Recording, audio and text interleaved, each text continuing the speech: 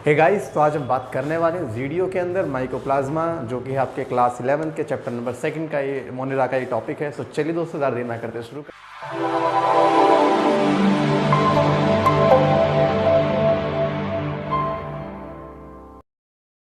करते हैं। हेलो दोस्तों, मैं हूं विनय और आप देख रहे हैं मेरा यूट्यूब चैनल विनय बायोलॉजी। सो गाइस, आज का टॉपिक हमारा माइकोप्लाज्मा। वीडियो को एंड तक देखना, तभी आपको समझ में आएगा। बीच में छोड़ के चले गए तो समझ में आने वाला नहीं है। अब माइकोप्लाज्मा क्या है? देखिए, ये एक बहुत ही स्पेशल ग्रुप है बैक्टीरिया का। ये एक बहुत ही स्पेशल ग्रुप है बैक्टीरिया का, क्योंकि इस ग्रुप के बैक्टीरिया के फीचर हटकर होते हैं। ये ना तो आर्की से मैच करते, ना यू बैक्टीरिया से मैच करते हैं, तो इनको अलग ही ग्रुप में बनाया गया। ठीक है। सो माइकोप्लाज्मा, जिसे आप बोलते हो स्मॉलेस्ट लिविंग सेल, इसमें एक एग्जांपल आता है जिसकी मैं बात कर रहा हूँ, माइकोप्लाज्मा गैलिप्स सेप्टम। माइकोप्लाज्मा गैलिप्स सेप्टम, जो कि 0.3 माइक्रोमीटर से 0.5 माइक्रोमीटर होता है, माना जाता है कि इसको बोलते हैं स्मॉलेस्ट लिविंग सेल। ठीक है, मतलब माइकोप्लाज्मा को ये आप बोल सकते हो, they are the smallest living cell. और इनके हम बात करें तो इनके पास कोई सेल वॉल नहीं होती। माने माइकोप्लाज्मा के पास सेल वॉल नहीं होती। अब ये तो बहुत चौंकाने वाली बात है, क्योंकि हम जानते हैं बैक्टीरिया के पास सेल वॉल पाई जाती है, whether it could be archaebacteria और it could be eubacteria, but mycoplasma के पास कोई सेल वॉल नहीं मिलती। इसीलिए इन पर कोई पेनिसिलिन नाम की एंटीबायोटिक काम नहीं कर सकती। पेनिसिलिन एक एंटीबायोटिक ऐसा केमिकल है जो सेल वॉल को बनने ही नहीं देता। ये कह रहे हो सेल वॉल पे अटैक करता है। एक्चुअल में इसका काम है सेल वॉल की फॉर्मेशन को प्रिवेंट करना। ठीक है, तो ये उन बैक्टीरिया पे काम करता है जिनके पास सेल वॉल पाई जाती है।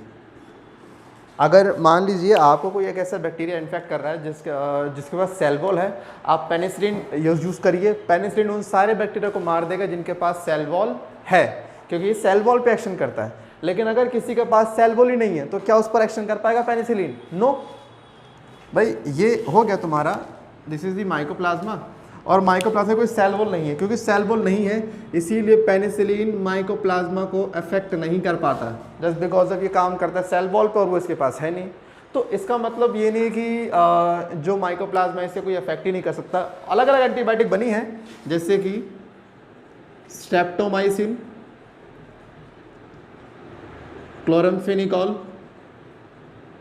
फेनिकॉल, तो ऐसी अलग अलग टाइप की एंटीबायोटिक बनी है जो इस पे काम कर सकते हैं। बट पेनिसिलिन कभी काम नहीं कर सकती माइकोप्लाज्मा के ऊपर। क्यों नहीं कर सकते? मालूम पड़ा ना, क्योंकि पेनिसिलिन एक ऐसी एंटीबायोटिक है जो सिर्फ उन्हीं बैक्टीरिया पे काम करती है जिनके पास सेल वॉल है, और जिसके पास सेल वॉल ही नहीं उसमें तो काम ये कर सकता ही नहीं है। आप जानते हो, this was the first antibiotic was discovered in past, जो भी आपने सुना होगा। अच्छा, और बात करते हैं। इस माइकोप्लाज्मा की डिस्कवरी में दो लोगों का नाम आता है, एक रॉक्स और एक नॉकार्ड। रॉक्स और नॉकार्ड, ये दो एक साइंटिस्ट के नाम आते हैं इनकी डिस्कवरी में। इन्होंने क्या करा था, एक कैटल थी, कैटल को एक बीमारी थी, इसको बोलते हैं प्लूरो निमोनिया। इस बीमारी के अंदर लंग्स के अंदर जो है ना फ्लूइड एक्यूमुलेट हो जाता है ढेर सारा। इन्होंने क्या करा, कैटल के लंग्स से, मैं दिखा रहा हूँ ह्यूमन का ताकि अपने को सिंपल वही रहता है, कैटल के लंग्स से इस फ्लूइड को बाहर निकाला। उस फ्लूइड को बोलते हैं प्लूरल फ्लूइड। सो उसको हम क्या बोलते हैं? Pleural fluid. माने नॉकार्ड रॉक्स ने कैटल जिसको प्लूरोनिमोनिया नाम की बीमारी थी, कैटल के लंग्स से क्या निकाला? Pleural fluid. और जब प्लूरल फ्लूइड को ऑब्जर्व करा इन माइक्रोस्कोप, तो उसने क्या पाया? माइकोप्लाज्मा पाया। तो माइकोप्लाज्मा की डिस्कवरी किसके नाम पे गई है? रॉक्स और नॉकार्ड ना, इनके नाम गई है। तो इन्होंने इसका तो डिस्कवरी इसकी। अच्छा, और बात सुनिए इसकी, माइकोप्लाज्मा की जो सेल मेम्ब्रेन वो होती है ट्राई लैमिनार मीन्स इनकी सेल मेम्ब्रेन में 3 लेयर होती हैं। इनकी सेल मेम्ब्रेन में 3 लेयर होती है, जैसे मैंने दिखाया ना, एक सिंगल, इसको जूम करोगे 1 2 3, ठीक है। जनरली 2 लेयर होती है हमारे पास, ठीक है, एक आउटर इनर, लेकिन इनके पास 3 होती है। ठीक है, तो they have try laminar cell membrane. अच्छा, और सुनेंगे इनके पास आरएनए और डीएनए, इनके पास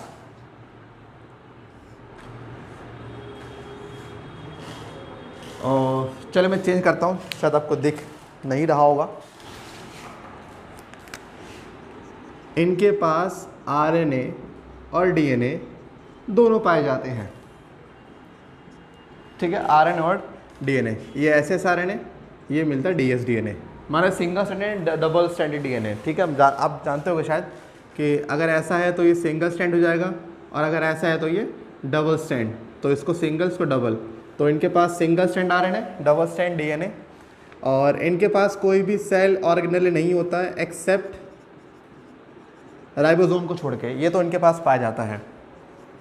इनकी बात करें, शुरू में बताना बड़ा मुश्किल था कि भाई साहब आएंगे किस में, ये बैक्टीरिया में आएंगे, वायरस में आएंगे, क्यों आएंगे सुनो। एक फिल्टर होता है, इसको हम बोलते हैं, मतलब एक फिल्टर होता है, इसको बोलते हैं बैक्टीरियोलॉजिकल फिल्टर। उस फिल्टर से मानते हैं कि उस फिल्टर से सब पास हो सकते हैं, बस बैक्टीरिया कभी पास नहीं हो सकता। अगर कोई बैक्टीरिया होगा वो इस फिल्टर में ट्रैप हो जाता है। ये जो फिल्टर है, इस फिल्टर में बैक्टीरिया हमेशा ट्रैप हो जाता है।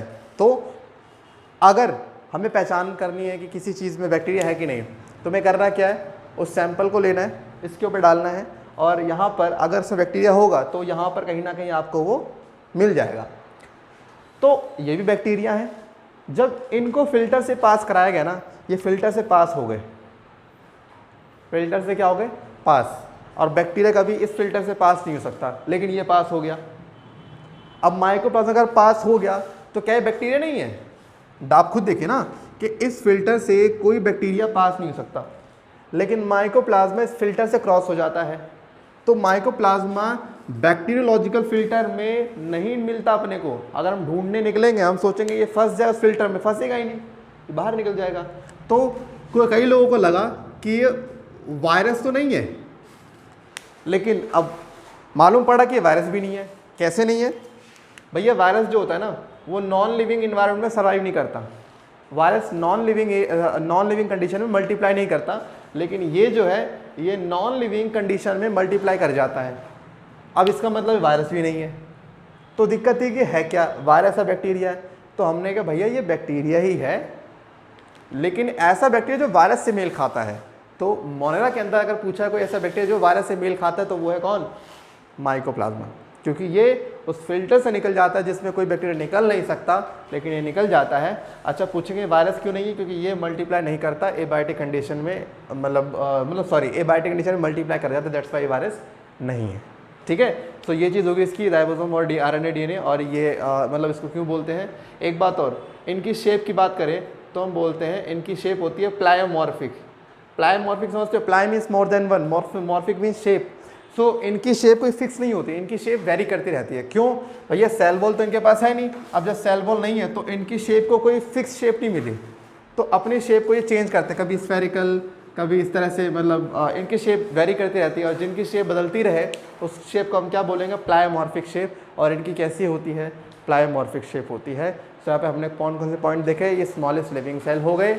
ठीक है, अगर पूछेंगे इसमें से एग्जाम्पल तो कौन है स्मॉलेस्ट लिविंग सेल, तो होगा माइकोप्लाज्मा गैलीसेप्टम हो गया, 0.3 to 0.5 माइक्रोमीटर। फिर बात आती है इनके पास सेल वॉल नहीं है, इसलिए इन पे पेनिसिलिन काम नहीं कर सकती। बट इसका मतलब ये नहीं है कि कोई एंटीबायोटिक इन्हें मार ही नहीं सकती, मार सकती है, जैसे कि स्ट्रेप्टोमाइसिन मैंने बोल दिया, क्लोरामफेनिकोल बोल दिया। ठीक है, ये सारे एग्जाम्पल हो गए। फिर हमने बात करी कि इनके जो सेल मेम्ब्रेन वो बनते 3 लेयर से, आई मीन ट्राइलैमिनेट। फिर बात करें इनके पास आरएनए डीएनए होगा, राइबोसोम होगा, कोई सेल ऑर्गेनेल नहीं होगा except this non age ribosome. और ये बैक्टीरियोलॉजिकल फिल्टर से पास हो जाते हैं, इसलिए बताना बड़ा मुश्किल था शुरू में कि वायरस है बैक्टीरिया है, लेकिन बाद में मालूम पड़ा कि ये बैक्टीरिया है, बट थोड़ा सा हटके बैक्टीरिया है, नॉर्मल नहीं है ये। ठीक है, फिर हमने देखा कि इनकी शेप कोई फिक्स नहीं होती, इसीलिए हम क्या बोलते हैं? These are known as pleomorphic bacteria. ठीक है, सो उम्मीद करता हूँ कि आपको माइकोप्लाज्मा क्लियर हुआ होगा। सो आज के वीडियो में सिर्फ माइकोप्लाज्मा कहेंगे, हम कुछ ऐसे टॉपिक नहीं कराने वाले। सो उम्मीद करता हूँ कि आपको आज की वीडियो पसंद आई होगी। अगर आई है तो लाइक और शेयर करें, तो बिना जाना मतलब बनता ही नहीं है। सो दोस्तों, आज की वीडियो में बस नहीं, फिर मिलते हैं नेक्स्ट वीडियो में नए टॉपिक के साथ। जब तक के लिए सतर्क रहें, सावधान रहें, देखते रहें विनय बायोलॉजी।